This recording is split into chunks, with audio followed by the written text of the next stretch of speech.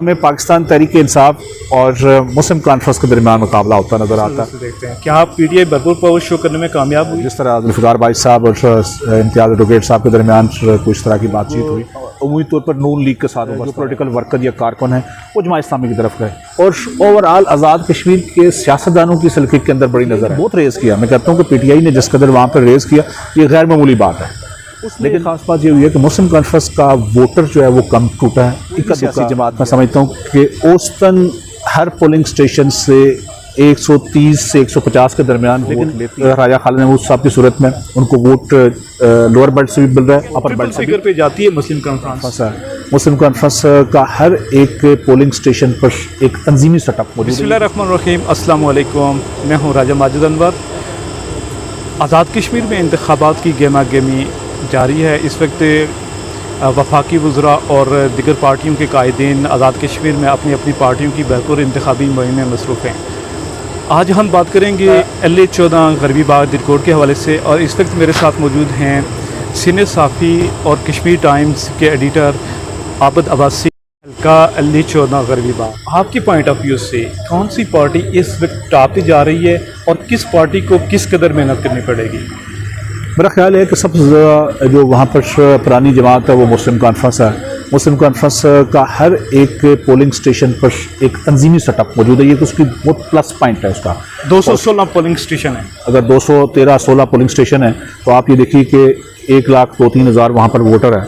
तो उम्मीद तौर पर जो अब 3 बड़े कैंडिडेटों के दरमियान मुकाबला है, वहाँ नून लीग को भी आपको पॉइंट देना पड़ेगा कि नून लीग के फैसल आज़ाद जिस तरह वहाँ पर कैंडिडेट हैं वो भी कुछ वोट निकालेंगे, चूँकि अपनी यूनियन काउंसिल जो उनकी है उसकी तरफ उनको भी सपोर्ट मिलेगा। इस तरह खबर है, खबर इन शॉर्ट अगर आप बताइए कि यूनियन काउंसिल वाइज जो बड़ी यूनियन काउंसिल्स हैं उनमें किस पार्टी की क्या पोजीशन हो सकती है? देखिए कुछ चीज़ें ना अभी थोड़ा सा कबल अज़ वक्त ज़रूर है, क्योंकि कुछ चीज़ें रद्द-बदल में आनी है। मेरा ख्याल है कुछ लोगों की जोड़ तोड़ भी है, कुछ तो हो गई है लेकिन कुछ होनी है, और अंदरूनी खाना कुछ सपोर्ट भी हासिल की जाएगी जिस तरह एक उम्मीद तौर पर होता है। लोग अंदरूनी खाना राब्ते में रहते हैं एक दूसरे के साथ।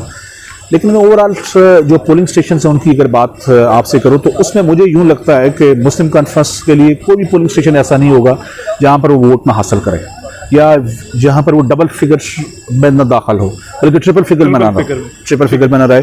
और अगर देखें 213 या 16 ट्रिपल फिगर पे जाती है मुस्लिम कॉन्फ्रेंस तो उसका तो 20 प्लस हो जाता है, 20,000 एग्जैक्टली। आप देखिए वहाँ पर अगर औसतन एक पोलिंग स्टेशन से सरदार अतीक अहमद खान को मुस्लिम कॉन्फ्रेंस को 100 वोट पड़ते हैं। मैं औसतन बात कर रहा हूँ, किसी पोलिंग स्टेशन से 150 पड़ेंगे, किसी से 200 पड़ेंगे, किसी से 250 पड़ेंगे, किसी को 300 पड़ेंगे, किसी जगह से 50 भी पड़ेंगे, 60 भी पड़ेंगे, 70 भी पड़ेंगे।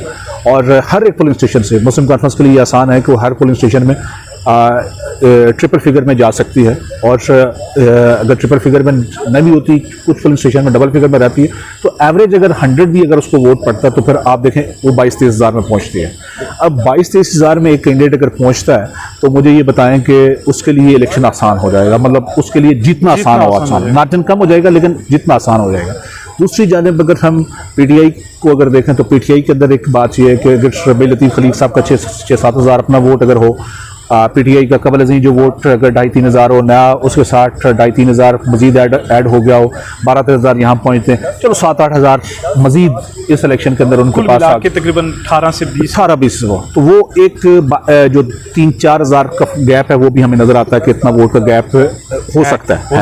जमात इस्लामी का जो कि एक बखसूस वोट है, लेकिन राजा खालिद महमूद साहब की सूरत में उनको वोट लोअर बेल्ट से भी मिल रहा है, अपर बेल्ट से भी ऐड हो रहा है, डिफरेंट ऐड हो रहा है। और उसमें भी वो फिगर अगर 12 हज़ार में पहुंचा तो उनका 13 हज़ार में पहुंचा तो गैप उनका भी डिफरेंट हो जाता है। बात कर रहा हूँ वो मुमकिन 16 हज़ार में पहुंचा है, लेकिन हमें वो गैप जो उम्मीद तौर पर पोलिंग स्टेशन वाइज है वो बाकी पार्टीज फुलफिल करती हुई नज़र नहीं आती। मतलब ये मेरा तजिया गलत हो सकता है, सही हो सकता है, लेकिन हमने जिस चीज़ को ऑब्जर्व किया है कि हर पोलिंग स्टेशन में किस कदर हो सकता है।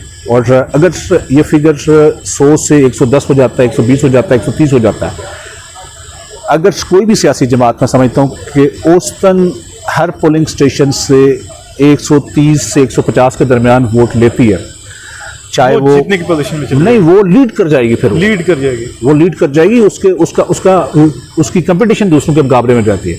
तो ये एक लिहाज से एक जो वहाँ पर जो ताकत है या जिसके साथ लोग जिस पार्टी के साथ जुड़े हुए हैं वो चूँकि मुस्लिम कॉन्फ्रेंस के पास हर तंजीमी जो सेटअप है वार्ड लेवल पे है, पुलिस स्टेशन वाइज है, उसको एक एज हासिल है कि वो वहाँ से वोट निकाल भी सकता है और उनके लिए वोट प्लस भी कर सकता है और एक अपने वोट को इंडक्ट रख सकता है। इस सारे अरसे में जो एक ख़ास बात हुई है, हमने सारे जो हल्का वाइज हैं उनके मुख्तलिफ का तजिया किया, कहीं लोग टूट के जा रहे हैं, कहीं टूट के आ रहे हैं, कहीं जा रहे हैं, कहीं आ रहे हैं। उसमें एक ख़ास बात ये हुई है कि मुस्लिम कॉन्फ्रेंस का वोटर जो है वो कम टूटा है, इक्का दुक्का गया है, या फिर वहाँ पर एक ख़ास बात ये भी हुई है कि बड़ा फिगर जो है वो टूट के किसी दूसरी पार्टी में नहीं गया, खासकर गर्मी बाग से। आप भी उसी से किसी हल्के से आपकी ज़्यादा नज़र होगी वहाँ पे कौन लोग जा रहे हैं, कौन आ रहे हैं, लेकिन हमें कोई ऐसा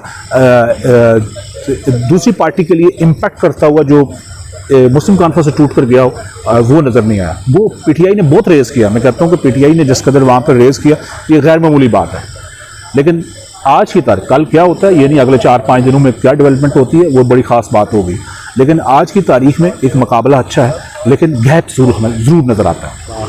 आपकी तहज़ीब के मुताबिक क्या सूरत हाल है? हम रोज़ाना ख़बरें पढ़ते हैं, देखते हैं और पूरे आज़ाद कश्मीर का जो इलेक्शन है उस पर इस वक्त जो है वो जो इलेक्शन कैंपेन है बहुत उरूज पर है और जो पाकिस्तान की सियासी जमातें हैं उनकी क़यादत आज़ाद कश्मीर के अंदर इस वक्त इंतखाबी मुहिम के अंदर मसरूफ़ है और हर तरफ हमें यूँ लगता है कि जैसे इस वक्त कश्मीर के जो इलेक्शन पाकिस्तान की सियासी जमातों के लिए बहुत मायने रखते हों और उनका जो इलेक्शन के अंदर इंटरेस्ट है उससे ये वाज़े हो रहा है कि वो किस कदर वहाँ पर इलेक्शन जीतना चाहते हैं। दूसरी जानिब हम जिस हल्के की बात कर रहे हैं जो कि गरबी बाग है वो इस लिहाज से भी बहुत इम्पॉर्टेंट हल्का है कि गरबी बाग ने ओवरऑल गुज़श्ता निस्फ़ सदी का अगर हम तजिया करें तो उसमें किसी न किसी सूरत में या तो इक़्तिदार में रहे ये गरबी बाग यहाँ से मुंतखब होने वाला मेंबर कौमी मेंबर कानून असम्बली या किसी न किसी लिहाज से उसकी इम्पॉर्टेंट एक फ़िगर के तौर पर उसको जाना पहचाना और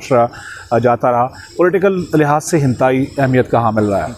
इस वक्त 2021 के इस इंतखाबात में जब हम ये बात कर रहे हैं तो अब पीटीआई का भी वहाँ पर उम्मीदवार है, स्ट्रांग उम्मीदवार है, जमात इस्लामी भी है और दीगर जमातें नून लीग और पीपल्स पार्टी भी है, लेकिन 3 बड़ी सियासी जमातों के दरमियान इस वक्त मुकाबला है जिसमें मुस्लिम कॉन्फ्रेंस और पाकिस्तान तहरीक इंसाफ और जमात इस्लामी। इस वक्त करीब तरीन हम जब इस मुकाबले को देखते हैं तो उसमें हमें पाकिस्तान तहरीक इंसाफ और मुस्लिम कॉन्फ्रेंस के दरमियान मुकाबला होता नज़र आता है।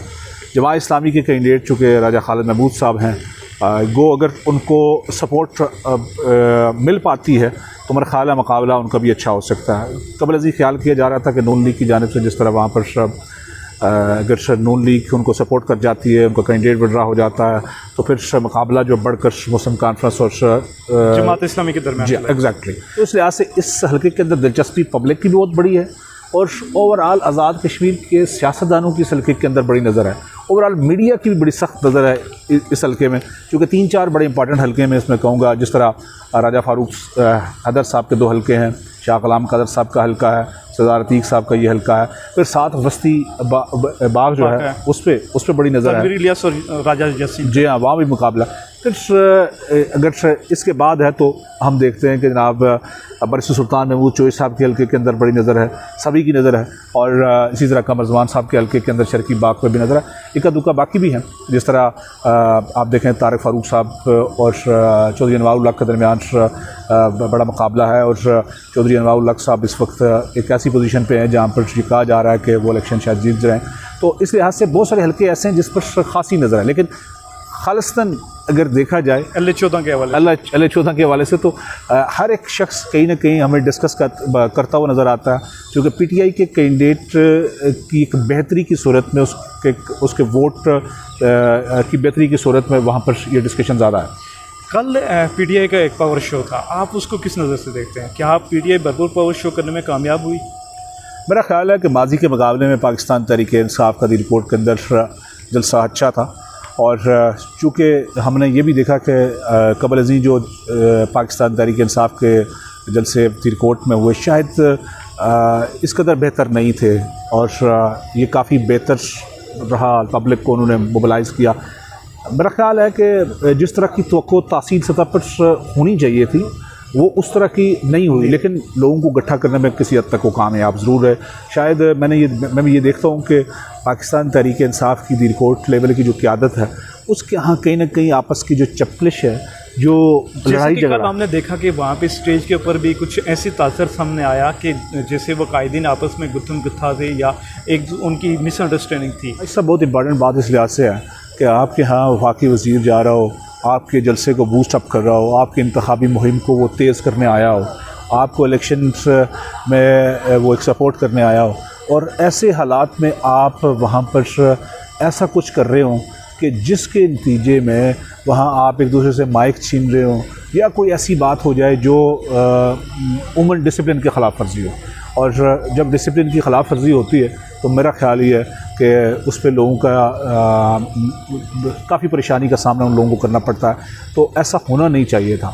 और जिस तरह जुल्फ़िकार भाई साहब और इम्तियाज़ एडवोकेट साहब के दरमियान कुछ तरह की बातचीत हुई, तो मेरा ख़्याल है कि ये कोई इतना अच्छा तासर नहीं गया।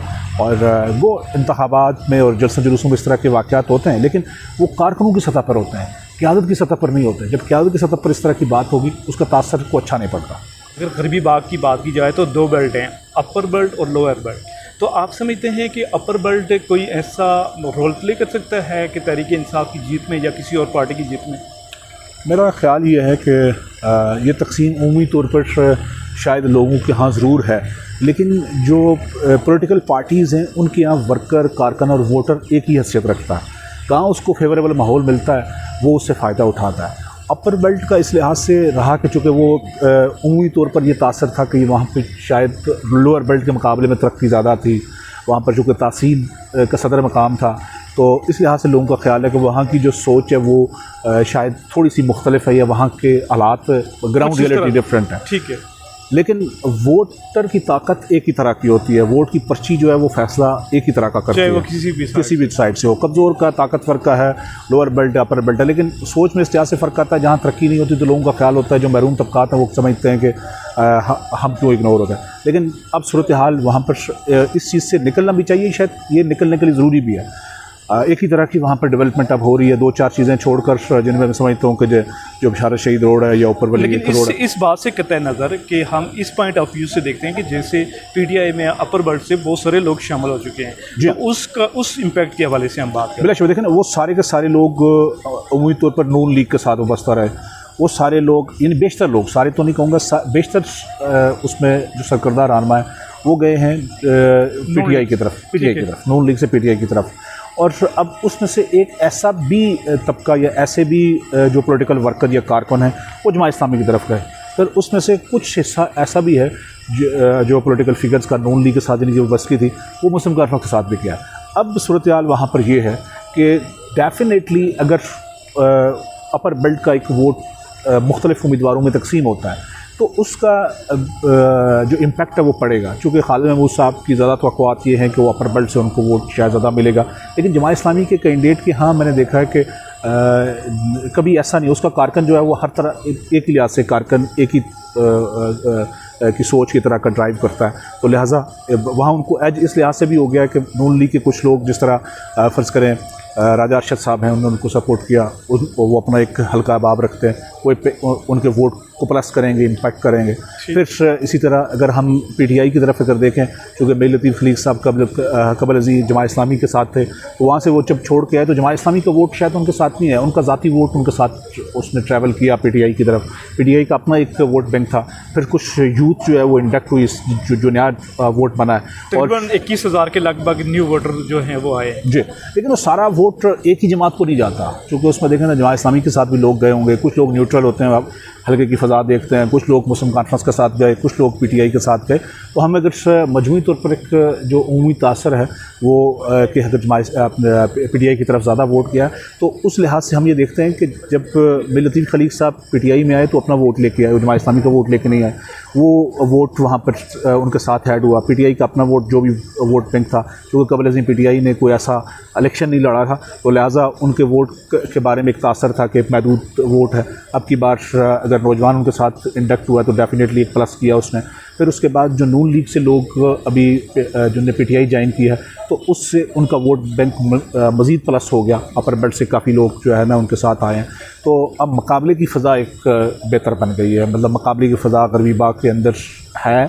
और दूसरी जानिब राजा खालिद महमूद साहब को अभी नून लीग के कुछ लोग जो सरकर्दा रहनुमा है उनके साथ जी हाँ सपोर्ट कर रहे हैं। दुरून खाना भी बहुत सारे लोग ऐसे, मैंने देखा पीपल्स पार्टी के कुछ लोग ऐसे हैं कि जो उनको सपोर्ट कर रहे हैं। हत्ता कि मैंने देखा कि पीपल्स पार्टी के कुछ लोग तो PTI को भी बीच में सपोर्ट कर रहे हैं।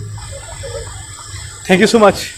अब देखना यह है कि 25 तारीख को क्या होता है, मुस्लिम कॉन्फ्रेंस जीती है या PTI उसे टफ टाइम देती है, ये आने वाले दिन ही बताएंगे। अल्लाह आप सबका हामी नासर।